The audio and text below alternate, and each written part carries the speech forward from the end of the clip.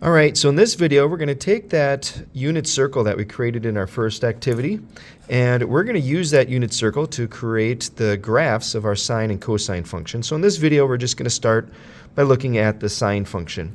So why don't you guys go ahead and separate your pages, and let's look at the side that says sine. Now you can just use any pen for this first part, but what we're going to do is we're going to start with our horizontal axis. Our x-axis is going to be our angle measurements, and we could do degrees or we can do radians. Let's start by just looking at, well, actually we can put both down. We can put degrees and radians. So the first thing we're going to do is on the very far end of our line here, we're going to put a line, and I'm going to mark that as 360 degrees, which represents 2 pi radians. And then find where we have about halfway. So I'm going to zoom out a little bit here. And so find where the halfway mark would be. Just estimate, doesn't have to be perfect. And put a mark there. And so that's going to be halfway around the unit circle, which, if we're dealing with degrees, would be 180 degrees. Or if we're dealing with radians, would be pi radians. All right. So now let's start over here. This would be the first half of our unit circle. So the first half of our unit circle, we would have half of 180 degrees. So about halfway between 0 and 180, estimate where that would be. That's going to be 90 degrees, or in radians, that would be pi over 2 radians. All right. And let's remember halfway between 180 and 360 would be 270 degrees, or 3 pi over 2 radians. All right, so between 0 and 90 degrees, that represents quadrant 1 of our unit circle. So in quadrant 1, we have these angles. We have 30, 45, and 60 degrees. So we're going to estimate where those would be. So let's start with a 30 and 60.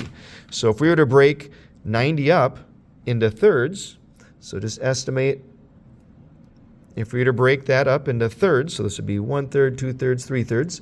So this would be 30 degrees and 60 degrees.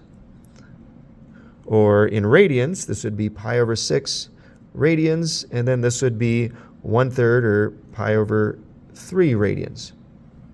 And then in the middle, we would have 45 degrees. So you can squeeze that in there, which would be the same as pi over 4 radians. So notice what we did there. We took that, what was quadrant 1, and we broke it up into thirds, and then halfway in between there, that was our fourths. So let's do the same thing between 90 and 180. So break that up into thirds.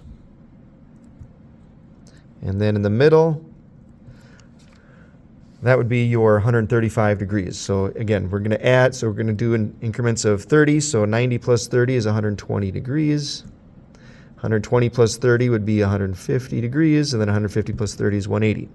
And then in the middle, this would be 90 plus 45 is 135 degrees. And in radians, this would be 2/3 pi. And then this would be 5/6 pi. And then 135 degrees, that's 3/4 pi, or 3 pi over 4. All right, so again, I'm just getting those values. We're just going around the unit circle. So that was quadrant 2. Now we're going to focus on quadrant 3. So quadrant 3 is between 180 and 270 degrees. So we're going to repeat that same pattern. Break it up into thirds. And then we'd have one in the middle here. So 180 plus 30, that would be 210 degrees. 210 plus 30 is 240 degrees. 240 plus 30 is 270. And then this would be our 45 degrees beyond 180. So 180 plus 45 is 225 degrees. And then let's put our radian measures in there. So 210 degrees, that's 7 pi over 6. So 7/6 pi. This would be 5 pi, 5/4 pi, so 5 pi over 4. And this would be 4/3 pi, or 4 pi over 3. All right. And then the last quadrant. So now we're dealing with quadrant 4. So quadrant 4 goes from 270 to 360, or from 3 pi over 2 to 2 pi radians. So we're going to break this up into, whoops, that's not quite thirds. Oh well. Break this up into thirds and then 1 in the middle. So 270 plus 30, that's 300. So that makes this 330. 270 plus 45, that's 315 degrees. In radians, 300 degrees, this would be 5 pi over 3 radians. This would be 7 fourths pi, so 7 pi over 4. This is 11 6 pi, 11 pi over 6. All right. So that's our x-axis. Let's look at our y-axis. Now remember, we have these triangles. So you'll have these triangles again at your table. So remember, we have a short distance, we have a medium distance, and then we have our long distance. So let's review what those values are. So first off, let's put the short distance here. So let's put a little dash mark where that would be. And that short distance, remember, is 1/2. Our medium distance, mark where that would be. And that is square root of 2 over 2. Our long distance is this one. So this would be square root of 3 over 2. And the hypotenuse represents the radius of the circle, which is 1 unit. Do the same thing on the below here, so on the negative values. So we would have a short distance at negative 1/2. We would have a medium distance at negative square root of 2 over 2. We would have a long distance below the x-axis here, which would be negative square root of 3 over 2. And let's mark our hypotenuse, which would be negative 1 unit. All right. So we could set those aside. Now, granted, we could use these to be more specific, but we're just trying to get the idea of what the sine and cosine function look like. So we're just going to set those aside, and we're going to eyeball it from here. So what are we going to do? Well, let's look at quadrant 1. So again, we're looking at the sine values. Remember, the sine values is the y values on the unit circle. So starting over here at 0 degrees, the y value would be at 0. So let's look at our graph. And if you want to use a colored pencil, you can. If you want to just use your regular pen or pencil, that's fine too.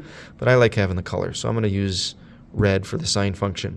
So again, like I just said, at 0 degrees, the sine value is 0. So we're going to put at 0 degrees, we're just going to put a dot there at 0. Now, at 30 degrees, the y value, the vertical distance here, is short. It's 1/2. So at 30 degrees, we're going to go up to our short distance and draw that line. At 45 degrees, we had a medium distance. So I am going to draw at 45 degrees, draw a vertical line going down to represent that medium distance. At 60 degrees, we had a long distance. Again, it doesn't have to be perfectly straight. You'll get the idea here in just a second. And then at 90 degrees, it's at our highest point there, where y is 1.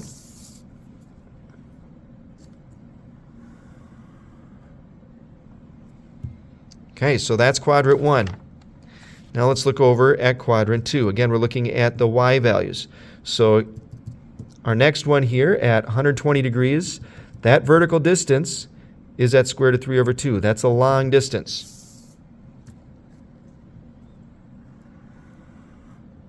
So we're going to draw a long line up to square root of 3 over 2. And then the next one at 135 degrees, that is a medium distance at square root of 2 over 2.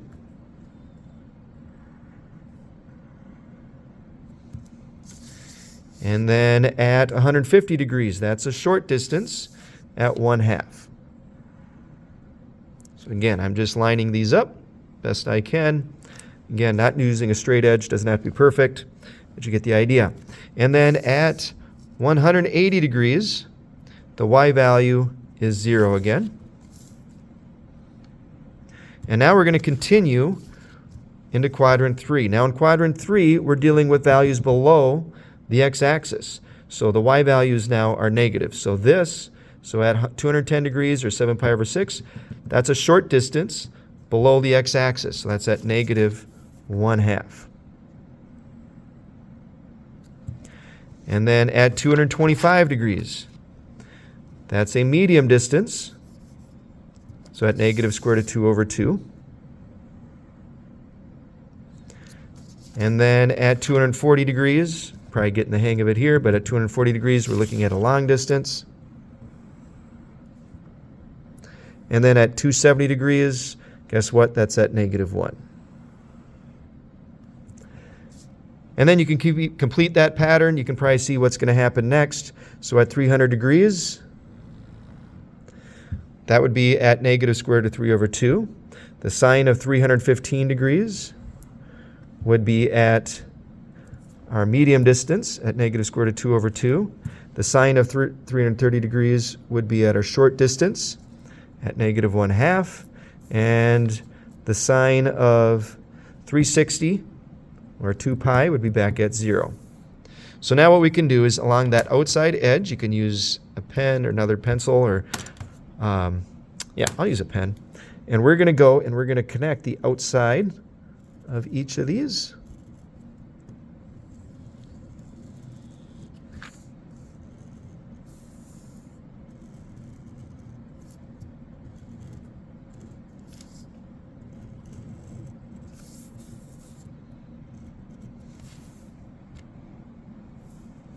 And that is the graph of the sine function and how it connects to the unit circle.